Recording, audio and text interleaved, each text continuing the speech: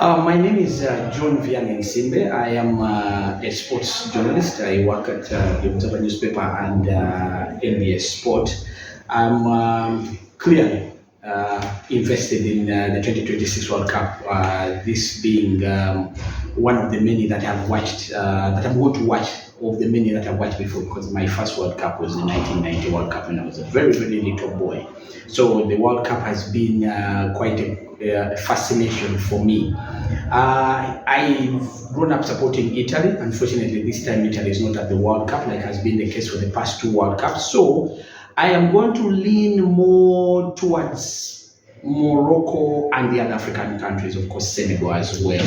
And I hope that this time, I really have a strong belief that we'll have maybe Morocco or Senegal getting into the semi-finals this time at the World Cup, because I feel that they've got a very good balance in their teams. So many of their players are playing in Europe and they are successfully in Europe.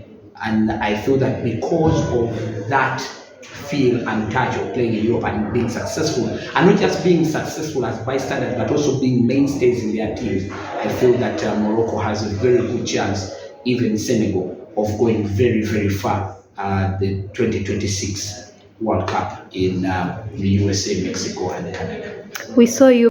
Well, I think that Croatia is one of those teams that not many people really rate as a top side, but they've got fight and resilience. And I feel that as a journalist myself, my career as a journalist has been one of real resilience as well, but also passion. I feel that as a journalist, just like I would want to relate it to the kind of fight that Croatia has, they do not have necessarily the best players in the world, but they've got that team ethic that makes them do well. So they relate to me in so many ways, especially because I believe that for me to get where I have reached as a journalist, for me to be this long in journalism, 20 years now, it's because of the passion that I've had for the field. I feel that it's a calling to serve, to inform, to educate, but also to enlighten.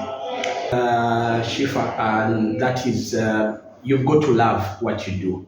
I understand so many times many of the things that we do hinge on how much money you're going to benefit from it. But for you to succeed as a journalist, I know that you need the money to survive, but money cannot be at the forefront of your career if you want to make it as a top journalist. You've got to love the job that you do, because journalism is like a calling. Journalism is like being a reverend father, a priest. You come in to serve your faith, or you come in to serve God and the calling of serving the God that has picked you, anointed you to. Now, even with journalism itself, you come in to serve and the public, the society, by informing them, by educating them, by enlightening them. Yes, the money will come because you get paid for the work that you do, but it should not be at the forefront that before I do anything, there's going to be money. Then that means you lose track of what the values of a good journalist are. And if you can keep the values of a good journalist, and that's being ethical, that's first and foremost, for being impartial